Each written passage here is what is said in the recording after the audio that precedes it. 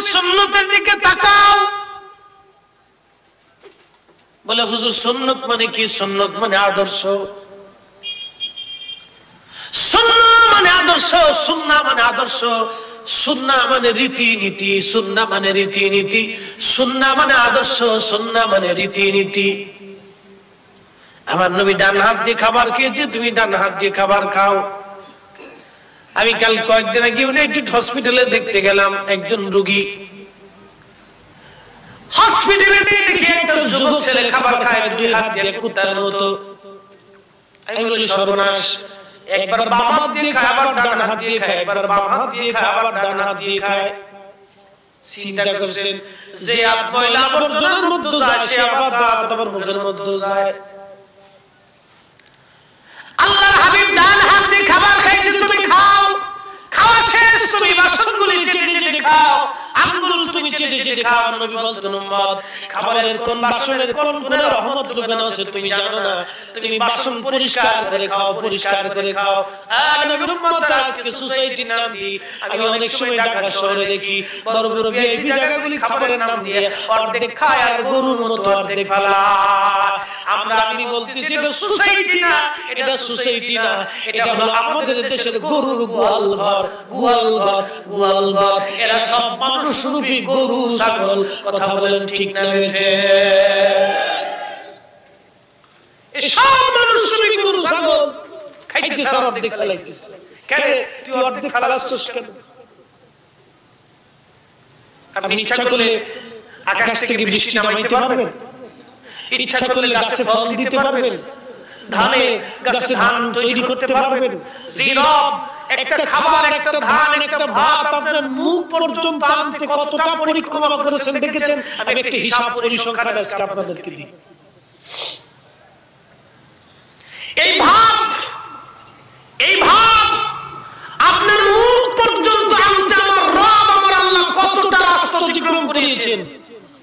ছোট্ট একটা পরিসংখ্যান, ওয়াজ আমার শেষ, একটা লোক উঠবেন না, বসেন। আপনাদের দেশে ধান লাগায় কিনা? লাগায়। ধান লাগাইতে হলে প্রথমে জমি চষতে হয়। যে কৃষক জমি চাষি, কৃষক জিজ্ঞেস করেন বাবা জমি চষতে কেমন কষ্ট?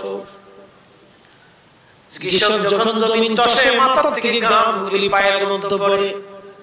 জমিন চষা শেষ, এটাকে আবার মই দিতে হয়, এরপরে ধান বপন করতে হয়।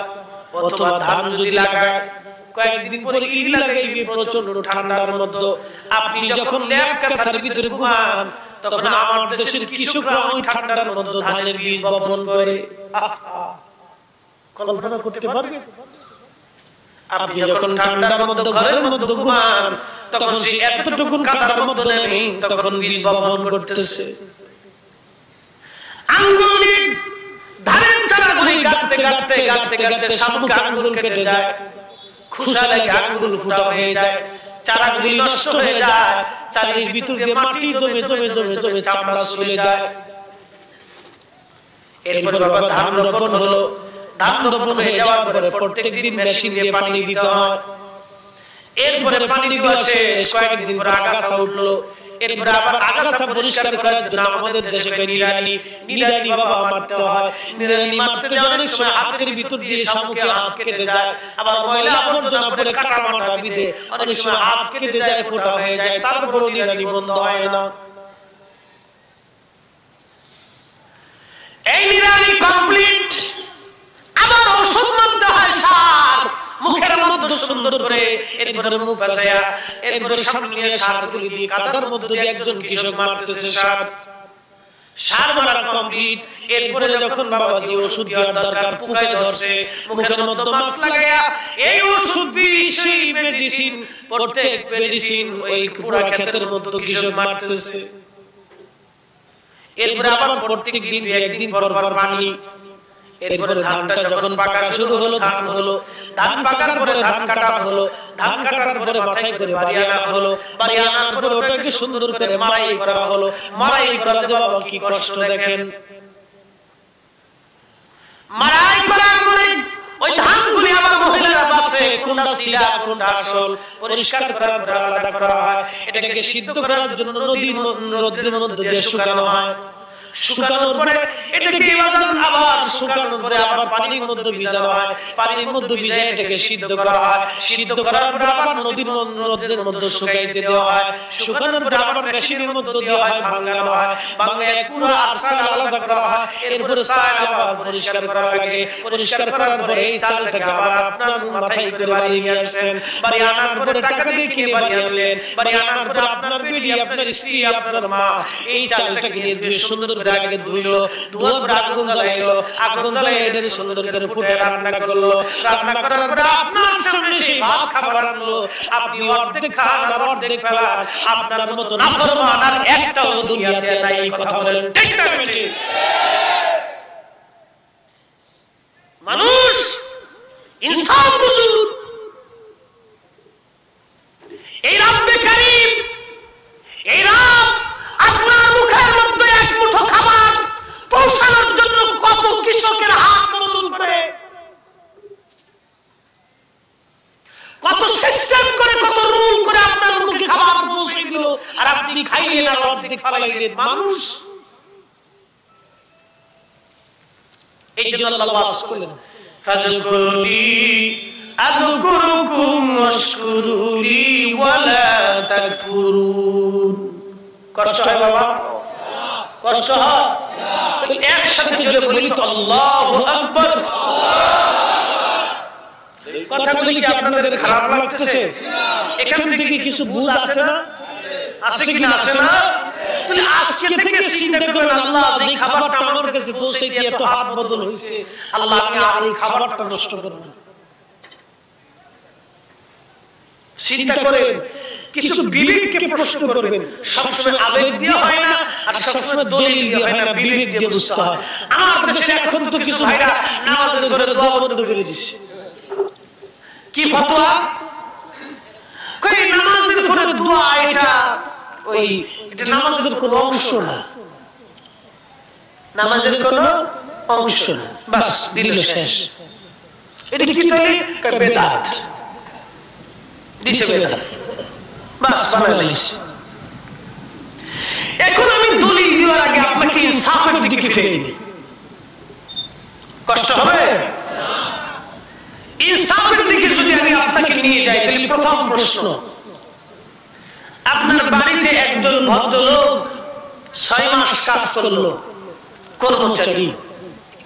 কাজ করার সময় লোকটা যদি আপনার হাত ধরে বলে, মালিক আমি আপনার বাড়ি 6 মাস কাজ করছি, 6 মাস খাইছি, 6 মাস ঘুমাইছি, আপনি আমার বেতন দিচ্ছেন, খাবার দিচ্ছেন, আমি আপনার কাজ সুষ্ঠু মতো সমাধান করে দিইনি, আমি গাফলতি করছি, আমার ভুল হয়েছে, আমার মাফ করে দিন, আমার ক্ষমা করে দিন, আমি আপনার কষ্ট দিয়েছি, সম্পদ নষ্ট করেছি, আমার মাফ করে দিন।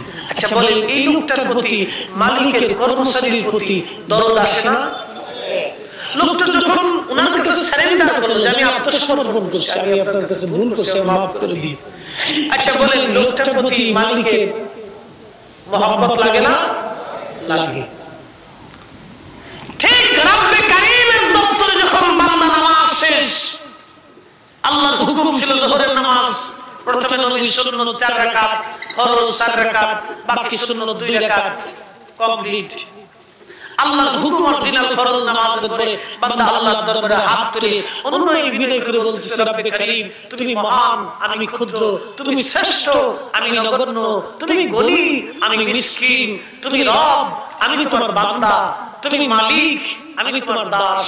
হে রব, যেভাবে নামাজ পড়ার প্রয়োজন ছিল আমি পড়তে পারিনি, আল্লাহ যেভাবে সিজদা দেওয়ার দরকার ছিল আমি পড়তে পারিনি, যেভাবে কিরাত পড়ার প্রয়োজন ছিল আমি পড়তে পারিনি, আল্লাহ যেভাবে নিয়ম কানুন মানার প্রয়োজন ছিল আমি পারিনি।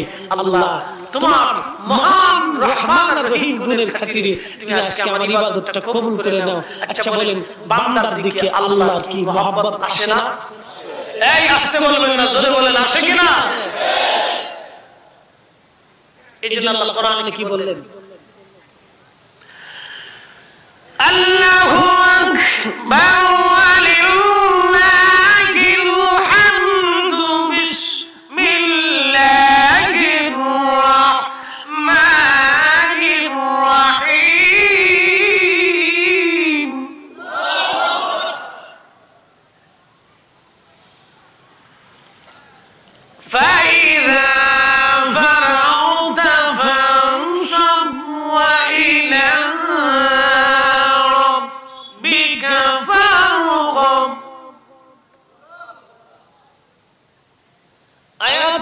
শিরকি। এই আয়াতের তাফসীরে পৃথিবী বিখ্যাত মুফাসসির যিনি রাইসুল মুফাসসির হযরত আব্দুল্লাহ ইবনে আব্বাস রাদিয়াল্লাহু আনহুমা ফরমান ফাইজা ফারাগতা ফানসাব ফাইজা ফারাগতা মিনাস সালাহ ফানসাব ওয়া ইলা দুআ। ওগো হাবিব, আপনি নামাজ কমপ্লিট করার পরে দোয়ার মাধ্যমে আপনি আল্লাহর দরবারে মনোনিবেশ করেন, দোয়ার মাধ্যমে আল্লাহর দরবারে মনোনিবেশ করেন। অতএব নামাজের পরে দোয়া দোয়া দোয়া, দোয়ার তরিকা হাত তুলে দোয়া করা, হাত তুলে দোয়া করা, সারেন্ডার করা, অনুনয় বিনয় করা, রবের দরবারে বান্দার দায়িত্ব অনুনয় বিনয় করা, সারেন্ডার করে আল্লাহর দরবারে চাওয়া। যখন আপনি চাইবেন সঙ্গে সঙ্গে খোদার দরবারে এটা কবুল হয়ে যাবে। আরে মুসলমান, গভীর মনোযোগ লাগা। আল্লাহর হাবিব একদিন নবীজি রাস্তা দিয়ে হেঁটে যাচ্ছেন, ওই এলাকায় বিরাট বড় মেলা হলো, অর্থাৎ খেলাধুলার ইন্তজামে মানুষ জমা হয়েছে। এই বিরাট খেলাধুলার ইন্তজামে একজন মা তার সন্তান হারিয়ে ফেললেন। সন্তান হারানোর পরে এই মা অনেক খোঁজাখুঁজি করার পরে তার সন্তান ফিরে পেলেন। সন্তান ফিরে যখন পাইলেন তখন এই সন্তানকে বুকের মধ্যে নিয়ে চুমা খায়। মা চোখের পানি ফেলে ফেলে কাঁদে। হাবিবে কিবরিয়া ডেকে বলে, আমার সাহাবীরা দেখো দেখো, একজন মা সন্তান হারিয়ে সন্তান ফিরে পাওয়ার পরে কেমন আনন্দ করতেছে। সাহাবীরা রে সাহাবীরা, বলো এই মহিলা কি জন্য কাঁদে? সাহাবায়ে কেরাম বললেন, ইয়া রাসূলুল্লাহ, আনন্দের জন্য মহিলা কাঁদতেছে, কারণ সে সন্তান ফিরে পেয়েছে, এই খুশিতে সে কাঁদতেছে। আল্লাহর নবী বলেন, আমার উম্মতের শুনো, যখন বান্দা গুনাহ করে আল্লাহর রবের দিকে তাকায়া, আমার বান্দা আল্লাহর বান্দা রবের দিকে তাকায়া সারেন্ডার করে আত্মসমর্পণ করে ক্ষমা চায়, আমার আল্লাহ বান্দার দিকে রহমতের নজরে তাকায়া রহমতের কোলে আনিয়া আমার আল্লাহ ডাক দিয়ে বলে, বান্দা কাঁদবি না বান্দা, যা তোর জিন্দেগীর সব গুনাহ আমি আল্লাহ মাফ করে দিয়েছি। সারেন্ডার আল্লাহর কাছে বড় পছন্দের। আপনি আত্মসমর্পণ করুন আল্লাহর কাছে। ভিক্ষা চাওয়ার সময় যদি আপনার কাছে ভিক্ষা দেন, দিবেন নি? আমি টঙ্গীর ইস্তেমার মাঠে একদিন মাজু খান টঙ্গীতে গেছি মাহফিল করার জন্য। কি জন্য কয় মাজু খান, এরপরে আরো কি কি আছে। তো বাসের ভিতরে উঠছি, বিআরটিসি বাসের ভিতরে বসে এক ডিজিটাল ভিক্ষা করার লাগে উঠছে।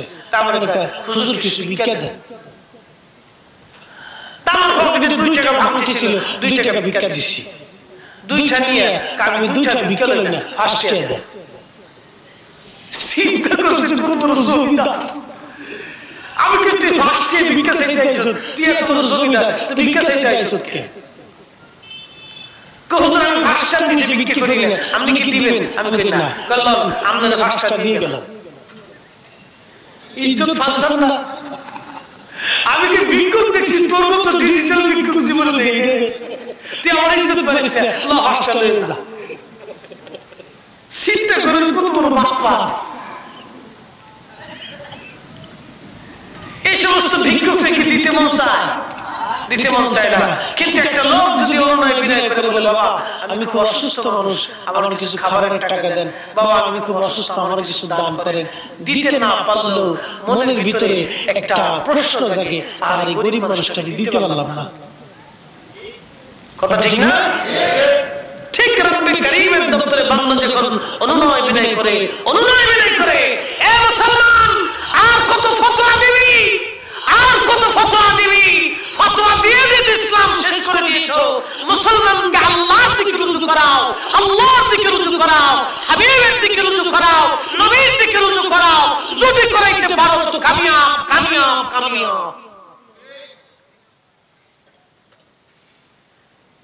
একবার বাজার থেকে ফ্যান কিনছে মাঝে মধ্যে কই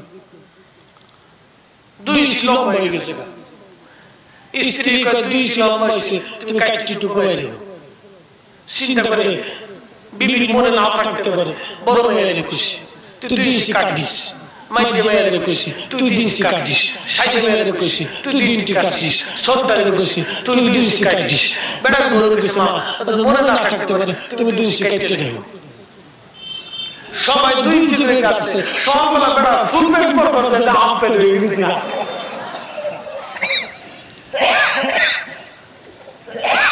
ইসলামের ফতোয়া মাইতে 12 ধরনের 13টা বাজে আইছে এই কথা কোন না কেন কথা বলে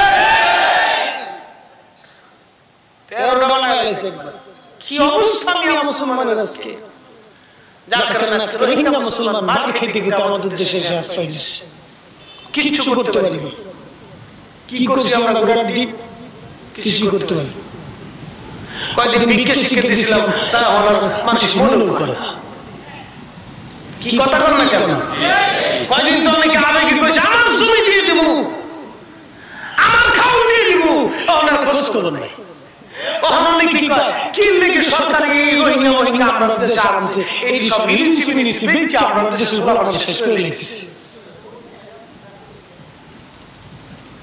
সরকার বলছে জ্বালা আল্লাহ জ্বালা ডাল্লো জ্বালা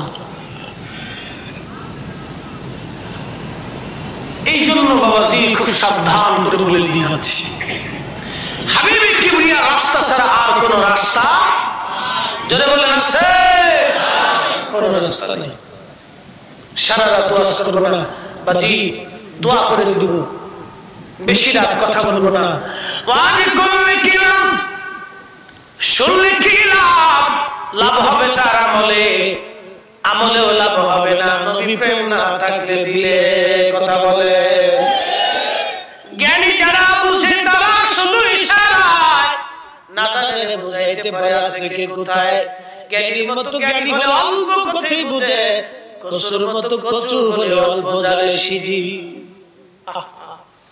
আমার রাসূলের কোন বিষয়কে ছোট করে বাবা দেখবেন না ছোট করে দেখবেন না আমরা মিলাদ করি অনেক বাইরে কষ্ট হয় যে বিদআত করতেছে এটা জায়েজ নাই সাহাবীরা করে নাই নবী করে নাই আমরা কেন করব ওরে বাবা শেখ সাদি যখন রাত্রি বেলা কবিতা লিখেছিল বালাগাল মুলাবি কামালিহি কাশাবাতু জাবি জামালিহি হাসনাত জামিউ খুসালিহি এই কবিতা লিখে সাদি ঘুমায় পড়ছে স্বপ্নে দেখে রহমতের নবী সাদির করে করে তাশরীফ এনেছেন একবার জোরে বলেন সুবহানাল্লাহ সাদি দাঁড়িয়ে গেলেন নবী ডাক দিয়ে সাদি তুমি কি লেখো বলে হুজুর না লিখতে লাগবে আপনি নবীর শানে নাম লিখতেছি আপনার প্রশংসা লিখতেছি আপনার প্রশংসা গাথা লিখতেছি আল্লাহর হাবিব তখন বলেন সাদি একটু পড়ে শোনাও তখন সাদি পড়তেছে বালাগাল উলা বিকামালিহি কাশাফাত দুজা বিজামালিহি হাসনাত জামিউ খুসালিহি এরপরে সাদি কয় হুজুর আর লিখতে পারি না নবী গো চতুর্থ লাইন লিখতে পারি না আল্লাহ নবী নাম থেকে সাদি রে ও সাদি তুমি চতুর্থ লাইনের বেলায় লিখে দাও সাল্লু আলাইহি ওয়া আলিহি সাল্লু আলাইহি ওয়া আলিহি এবার আপনারা বলেন সাদি কবিতা লিখে আমার নবী কবিতার উপর রাজি কোন সাহাবী তো কবিতা লিখলেন না কোন তাবী লিখলেন না কোন আশিক রাসূল লিখলেন না অনেক বছর পরে এসে শেখ সাদি ইরানের সিরাজ নগরে বসে নবীর নাম গায় আমার নবীর পছন্দ হয় আমার নবীর পছন্দ হয় আমার নবীর পছন্দ হয় আল্লাহর নবীর দরবারে আপনার কোন ভালোবাসা পছন্দ হবে ও নবীর উম্মত আমরা কেউ বলতে পারবো না কেউ বলতে পারবো না অতএব রাসূলের কোন বিষয়কে ছোট করে দেখার সুযোগ নাই সাদির ইন্তেকাল হয়ে গেল আল্লাহর একজন ওলি স্বপ্ন দেখে সাদি তোমার সঙ্গে আল্লাহ কেমন ব্যবহার করেছে সাদি বলে আমার রব আমাকে maaf করে দিয়েছেন বলে কোন জন্য আল্লাহ তোমাকে maaf করে দিয়েছেন তুমি বলো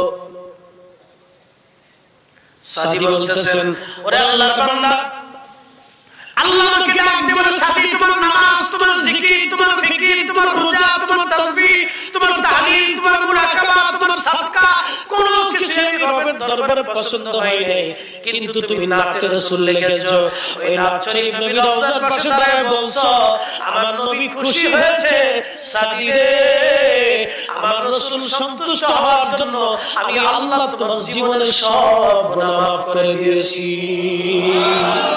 আরো জোরে, আরো জোরে। এই জন্য কবি কাজী নজরুল কত চমৎকার নাত লিখছেন, আল্লাহকে যে পাইতে চাই হযরতকে ভালোবেসে, আরশ কুরসি লৌহ কলম না চাইতেই পেয়েছে সে। আরে লালন ফকির কি লেখছে শোনে, বেটা তো ফকির মানুষ, এটা মতের লোক আমার মতের মিল নেই, কিন্তু কি লেখছে দেখেন, তোরা কে যাবি নবীর নৌকাতে আয়, তোরা কে যাবি নবীর নৌকাতে আয়, রূপকাঠির ওই নৌকা খানি, রূপকাঠির ওই নৌকা খানি নাহি ডুবার ভয়, তোরা কে যাবি নবীর নৌকাতে আয়, নবী না মানে যারা মহাহেড কাফের তারা এ দুনিয়া। এই কথা বলে ঠিক না? একবারে সহজ ভাষায় কইতেছে বেটা, পাগল ছাগল যাই কইছে তো, আমরা মাত্র সেগুলো করলাম নাকি? নবীর একটা প্রশংসা শুনেই কষ্ট হবে?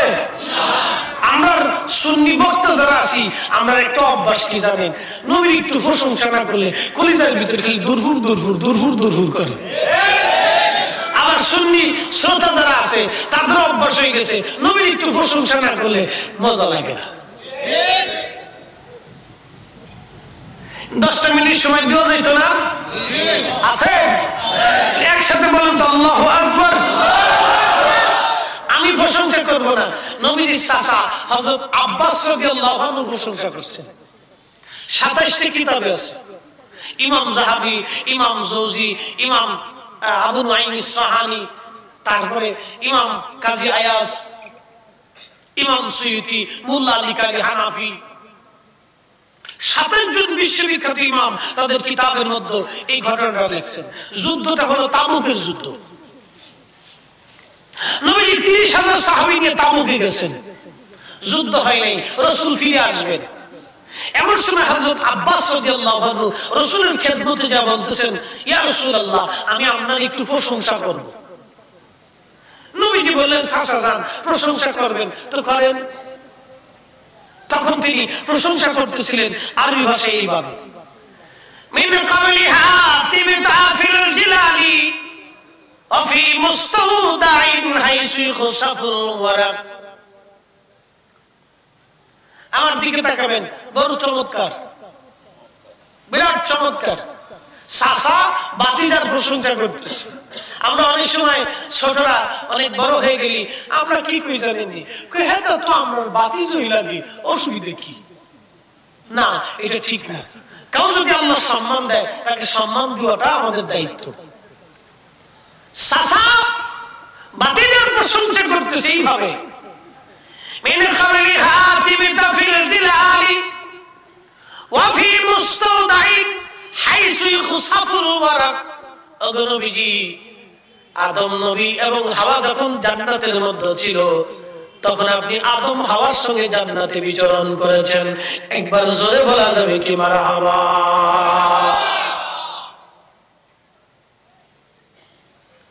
এরপরে তিনি কি বলতেছেন দেখেন, সুম্মা আবাতাল বালাদা লা বাশার।